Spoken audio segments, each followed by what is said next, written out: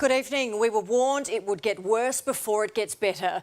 Victoria has recorded 216 new virus cases, our second highest daily increase. Sadly, another death too, a 90-year-old man dying in hospital. There are now more than 100 cumulative outbreaks and police have handed out 83 fines as Melbourne adapts to lockdown 2.0. Mark Santomartino begins our coverage. Alf Jordan celebrated his 90th birthday alone in May, in isolation at Werribee's Glendale Aged Care, precaution that should have protected the great-grandfather from COVID-19. We send our thoughts, our prayers and best wishes to his loved ones. 7 people, including 4 staff members at Alf's home, have tested positive. The diehard Magpie fan is Victoria's 23rd person to die from the virus, his family paying tribute to a kind, caring and friendly man who will be greatly missed as the state notched up another 216 infections. 35 older cases were reclassified, so the overall total rose to 3,560. Moonee Valley recorded the most positive tests, a jump of 30. 29 of the new cases were from Wyndham, while another 23 were added in Hume. Essentially, we've got over 100 cumulative outbreaks now, so it's very difficult to speak to the 30 cases with each and every one of those outbreaks. Frankston Police Station was closed today after an officer tested positive, as did a staffer at West Gippsland Hospital, with the Premier calling on call centres to prop up the 1,600-strong contact tracing team rather than the interstate experience of the ADF. There's been no sense that they would necessarily have the right skills to do that.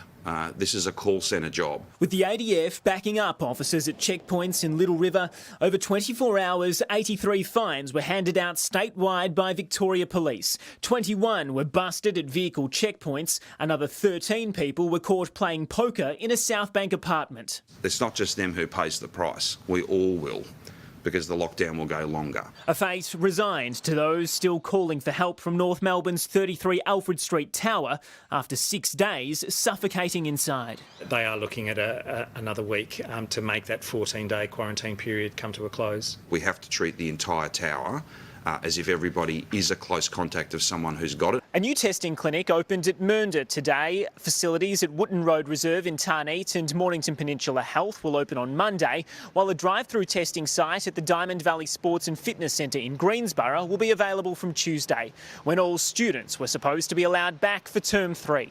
VCE students will not be required to wear face masks when they return to class on Monday, but physical distancing will be much more strictly enforced as infections linked to Altaqua College here in Truganina continue to explode. The physical distancing that was occurring at school wasn't ideal. 134 infections are now linked to the Altaqua cluster, adding 21 in 2 days, a symptom of Australia's suppression strategy that has our Chief Health Officer considering elimination instead. It's not the national decision at the moment. I would hope that as we move through this phase in Victoria and look at everything else that's occurring across the rest of Australia, that we don't close ourselves off to a re-evaluation and a reappraisal of what's feasible and what the pros and cons are. Elimination would require a much tougher lockdown. New Zealand attempted something like this earlier in the year, putting into place a month-long nationwide stay-at-home order. They had much fewer numbers than us, and 3 months on, small numbers of cases are now creeping back in. Alicia, unfortunately, there is no quick fix, and the head of Australia's Health Protection Committee says suppression is still our golden ticket, given how widespread infection is right around the world. To think that in the absence of a vaccine, that you could possibly push towards successful elimination and then get your country back on any sort of balanced footing, we think is not the right setting for this country. We're warned that a vaccine could still be 18 to 24 months away at least, Alicia, and that the world needs to start preparing for a future without one.